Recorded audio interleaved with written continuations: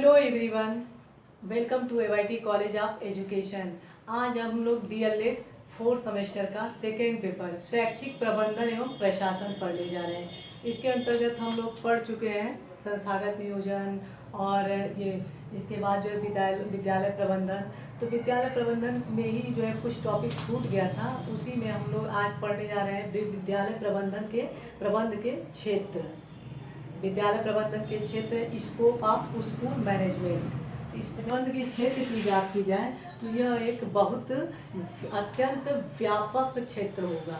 इसके अंतर्गत ऐसी सभी शैक्षिक परियोजना आती हैं जो लोकतंत्र की आवश्यकताओं की पूर्ति करती हैं। विद्यालय प्रबंधन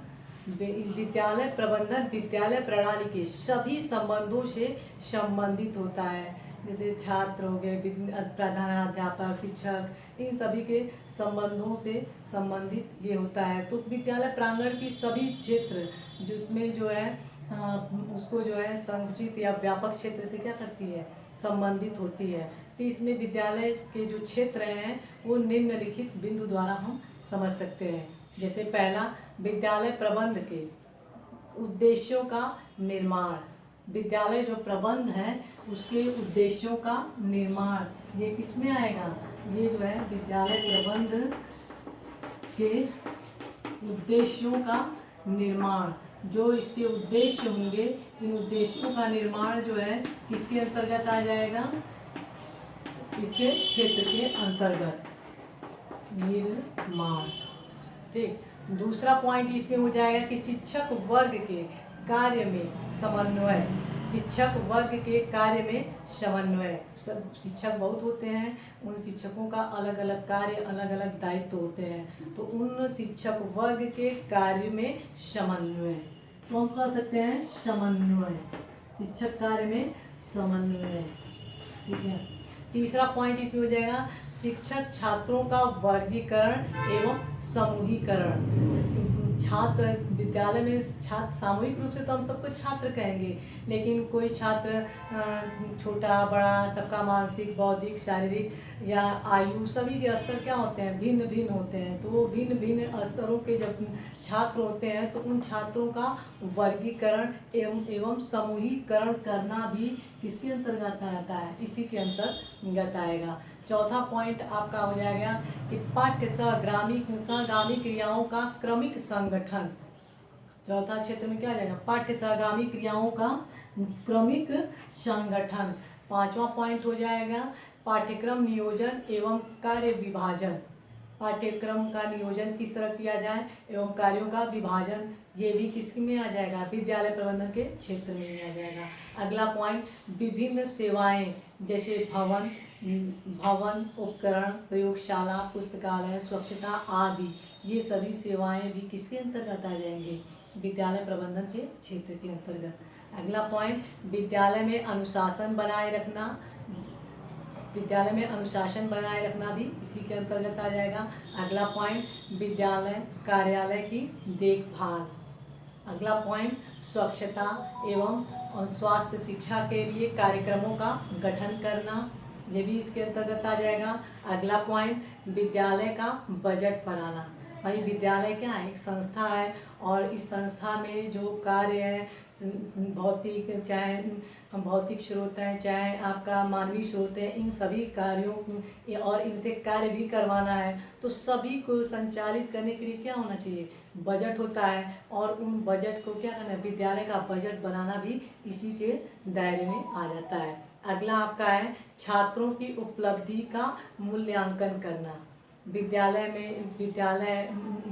है, उसमें छात्र जो है कितना उन्नति किए नहीं किए, या जो भी उनके जो उद्देश्य हैं पूरा हुआ नहीं हुआ, इन सब का जो है किसके द्वारा, उनके मूल्यांकन के द्वारा ही पता चलता है। तो छात्रों की उपलब्धि का मूल्यांकन करना भी इसी के अंतर्गत आ जाएगा, इसी के क्षेत्र में। अगला पॉइंट है भौतिक एवं मानवीय संसाधनों का प्रबंध करना। जो भी विद्यालय में भौतिक संसाधन तो बहुत हो गए हैं, मान लीजिए एक बहुत बड़ा बिल्डिंग हो गया, बहुत सारे रूम हो गए, बहुत सारी सब सुविधा जो है, फैसिलिटी जो मिल गई है, लेकिन मानवीय स्रोत नहीं है, मानवीय संसाधन नहीं है, तो क्या होगा, वो जो है पूर्ण रूप से उचित ढंग से कार्य नहीं करेगा। तो दोनों का होना आवश्यक है। तो भौतिक संसाधन एवं मानवीय संसाधनों का प्रबंध भी कौन करता है? विद्यालय प्रबंध के क्षेत्र के अंतर्गत ही आ जाएगा। अगला पॉइंट है आपका, विद्यालय में जो सबसे बहुत महत्वपूर्ण है समय सारणी। विद्यालय के जो समय सारणी का प्रबंध है ये भी किसके अंतर्गत आ जाएगा? क्षेत्र के अंतर्गत। और एक बात आप याद कर लीजिएगा कि विद्यालय की जो समय सारणी है वो विद्यालय की दर्पण कही जाती है। तो विद्यालय का दर्पण किसे कहते हैं? समय सारणी को। इसको आप एकदम नोट और याद कर लीजिएगा बढ़िया से कि विद्यालय का दर्पण किसे कहते हैं? विद्यालय की समय सारणी को कहते हैं। अगला पॉइंट है परीक्षा प्रबंधन या उपलब्धि मूल्यांकन। परीक्षा हमारी जब शिक्षण प्रक्रिया चल रही है तो उस प्रक्रिया जो है कितना रूप से संचालित हुई, पूर्ण हुआ, नहीं हुआ, ये सब पता लगाने के लिए हम क्या करते हैं? परीक्षा प्रबंधन या उपलब्धियों का मूल्यांकन करते हैं कि हमारा जो उद्देश्य है कितना पूरा हुआ, कितना नहीं हुआ। तो ये भी किसके अंतर्गत आ जाएगा? इसी के अंतर्गत आ जाएगा। इसमें यही सब जो है मुख्य रूप से इसके क्षेत्र के रूप में है। इन्हीं को हम 4 घटकों में भी बांट सकते हैं। अगर 4 घटक के रूप में देखा जाए तो विद्यालय प्रबंधन का घटक ये क्षेत्र तो ही गया, इससे कुछ निष्कर्ष प्राप्त हुए हैं जो इसके घटक के रूप में जाना जाता है। तो इसके मुख्य रूप से 4 घटक हैं। कौन कौन से 4 घटक? जैसे ये शिक्षा में विकास का लक्ष्य, इसके 4 घटक कौन कौन से हैं? विद्यालय प्रबंधन के जो घटक हैं कौन कौन से हैं? 4 मुख्य रूप से घटक हैं। तो पहले तो यही है शिक्षा विकास के लक्ष्य। पहला जो हो जाएगा आपका कि शिक्षा के विकास का लक्ष्य। पहला घटक क्या हो जाएगा? घटक कंपोनेंट, शिक्षा विकास के लक्ष्य पहला। दूसरा इसमें इसके घटक में आ जाएगा नियोजन के कार्यक्रम। दूसरा नियोजन के कार्यक्रम, नियोजन के कार्यक्रम। तीसरा आपका हो जाएगा ये कार्यक्रमों की व्यवस्था करना। जो नियोजन के कार्यक्रम बनाए गए उन कार्यक्रमों की व्यवस्था करना। तो कार्यक्रमों की व्यवस्था करना, ठीक है, तो कार्यक्रमों की व्यवस्था करना। अगला आपका जो हो जाएगा कि प्रबंधन के कार्यों का आकलन करना। प्रबंधन के कार्यों का आकलन करना। प्रबंधन के कार्यों का आकलन करना। आकलन करना। तो ये 4 जो है क्या हो जाएंगे? विद्यालय प्रबंधन के घटक के रूप में। इसके ये कंपोनेंट है। ये सारे कंपोनेंट कहाँ से मिले हमें? जो हम इसका जो क्षेत्र पढ़े हैं उन्हीं क्षेत्रों के परिणाम स्वरूप हमें 4 जो है कंपोनेंट प्राप्त होते हैं। तो विद्यालय प्रबंधन के कौन कौन से घटक हैं? शिक्षा विकास के लक्ष्य, दूसरा हो जाएगा आपके नियोजन के कार्यक्रम, तीसरा जो हो जाएगा आपका कार्यक्रमों की व्यवस्था करना, चौथा हो जाएगा प्रबंधन के कार्यों का आकलन करना। प्रबंधन के कार्य द्वारा कौन उसके जो है कितना जो है पूरा हुआ, नहीं हुआ, ये जो है उसका जो है एक मूल्यांकन के रूप में आकलन किया जाता है। तो इस तरह से जो है आपका ये हो जाएगा। अब हम लोग देखेंगे विद्यालय की प्रक्रिया या कार्य। आपकी किताब में भी दिया होगा विद्यालय के प्रबंध की प्रक्रिया या कार्य, या इसको अंग भी कहीं कहीं दिया होगा। तो विद्यालय प्रक्रिया के ये विद्यालय प्रबंध के जो है प्रक्रिया, कार्य या इसी को अंग, तीनों रूप में दिया होगा। और इसको आप लोग बढ़िया से याद कर लीजिएगा, रख लीजिएगा। तो पहला आपका जो है विद्यालय प्रबंध के कार्य हो जाएगा, या इसी को अंग प्रक्रिया के रूप में दिया रहेगा, या यही क्या हो जाएगा अंग। तीनों में से कोई भी दे सकता है, ठीक है, कि विद्यालय प्रबंध के कौन कौन से अंग हैं, कौन से कार्य हैं, या कौन सी प्रक्रिया है। तो इसको मुख्य रूप से आपकी किताब में 5 दिया होगा। पहला तो सबसे पहला नियोजन दिया होगा, ठीक, नियोजन। दूसरा क्या दिया होगा, दूसरा आपका जो है संगठन दिया होगा, नियोजन, संगठन। तीसरा जो है प्रशासन, प्रशासन। तीसरा जो है इसका क्या हो जाएगा, प्रशासन, ठीक है। चौथा जो है निर्देशन, निर्देशन, निर्देशन। पांचवा जो है नियंत्रण, नियंत्रण। ये जो है आपका मतलब ये आप एकदम बढ़िया से रख लीजिएगा, क्योंकि क्वेश्चन में इनमें से एक जरूर दे देगा कि विद्यालय प्रक्रिया, विद्यालय की प्रक्रिया या कार्य में, कार्य या अंग में कौन सा होगा या कौन सा नहीं होगा। तो इसमें जो है नियोजन, संगठन, प्रशासन, निर्देशन, नियंत्रण, इसको आप जानते हैं प्लानिंग, ऑर्गेनाइजेशन, एडमिनिस्ट्रेशन, डायरेक्टिंग और इसे कंट्रोलिंग। तो ये पांचों जो हैं, पांचों में हम जनरली जो है बीटीसी में ये डीएलएड में दिया रहता है कि प्रशासन, विद्यालय प्रबंधन के अंतर्गत प्रशासन दिया जाता है। फिर लेकिन प्रशासन जो है एक व्यापक शब्द है, आप तो ऐसे ही याद कर लीजिएगा पांचों को। नियोजन पहले प्लानिंग होता है, फिर संगठन ऑर्गेनाइजिंग होता है, फिर उसके बाद एडमिनिस्ट्रेशन, डायरेक्टिंग, फिर उसके बाद जो है कंट्रोलिंग। कोई भी जो है कोई भी हम कार्य कराने में कुछ तो कंट्रोल होना चाहिए, नियंत्रण होना चाहिए। तो इस तरह से आप ये पांचों बिंदु जो है एकदम रट डालिएगा।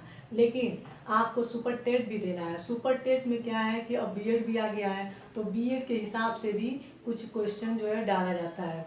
तो उसमें जो है आपका मान लीजिए कि प्रशासन और नियंत्रण, ये प्रबंधन और प्रशासन की बात आएगी तो दोनों को इसमें, जैसे विद्यालय प्रबंधन के अंतर्गत ये जो 5 दिया है, तो किसी भी बीटीसी के डीएलएड की किसी भी किताब में आप देखेंगे तो यही आपको मिलेगा। लेकिन यदि आप बीएड का शैक्षिक प्रशासन पढ़ने जाएंगे तो उसमें कुछ अलग दिया रहता है कि प्रशासन क्या है, एक व्यापक प्रक्रिया है प्रशासन। और हम यहाँ पे थोड़ा सा देख लेंगे कि प्रबंधन और प्रशासन में क्या अंतर है, प्रबंधन और प्रशासन में अंतर। तो अंतर में हम यही देखेंगे कि ये जो है आपका देख लीजिए आप लोग कि प्रशासन और प्रबंधन में क्या अंतर है। प्रशासन की यदि हम बात करें तो ये विशेष प्रकार का शासन होता है। प्रशासन क्या होता है, विशेष प्रकार का शासन होता है। प्रशासन जो है की बात करें तो ये निर्धारणात्मक, मतलब किसी चीज को निर्धारित करता है। प्रशासन क्या करता है, प्रशासन जो है, प्रशासन और प्रबंधन की हम अब बात कर रहे हैं, ठीक है। तो प्रशासन जो है एक निर्धारणात्मक या किसी कार्य, किसी संस्था की नीतियों एवं उद्देश्यों को का निर्धारण करता है। क्या करता है ये, नीतियों एवं उद्देश्यों का निर्धारण करता है। ये नीतियों एवं उद्देश्यों, ठीक है, उद्देश्यों का निर्धारण करता है, ठीक है। ये निर्धारणात्मक कार्य है, निर्धारण करता है, ठीक।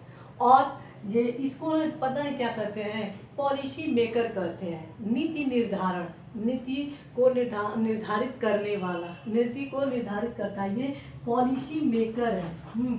इसका काम ही क्या है, पॉलिसी बनाना, नीतियां बनाना, ठीक है, पॉलिसी मेकर।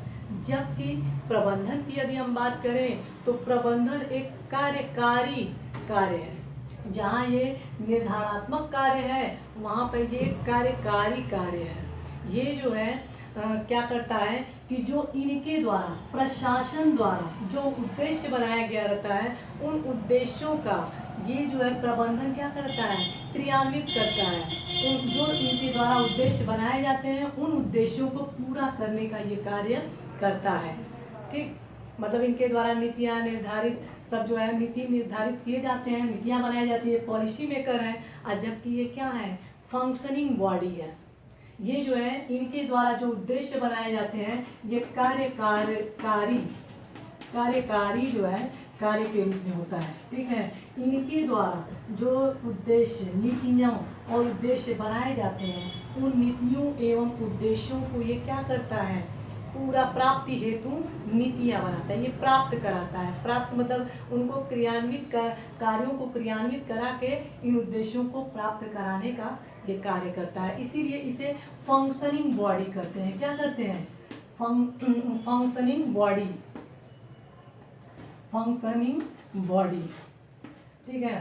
तो ये फंक्शनिंग बॉडी होता है, ये कार्यकारी कार्य करना है, ठीक है। तो फंक्शनिंग बॉडी इसे कहते हैं, जबकि ये क्या है? पॉलिसी मेकर है। एक और अंतर हम बताते रहे हैं, ठीक है, कि जहाँ प्रशासन नियमों विनियमों से संबंध रखता है, प्रशासन किससे संबंध रखता है? नियमों विनियमों से संबंध रखता है, इसका केवल कागजी कार्य अधिक होता है। प्रशासन का कार्य क्या होता है? कागजी कार्य अधिक होता है। यह नियमों के पालन कराने पर, नियमों के पालन कराने पर, लागू कराने पर अधिक बल देता है प्रशासन, ठीक है। जबकि ये क्या करता है? प्रबंधन, प्रबंधन ये जो उद्देश्य की प्राप्ति से संबंधित होता है।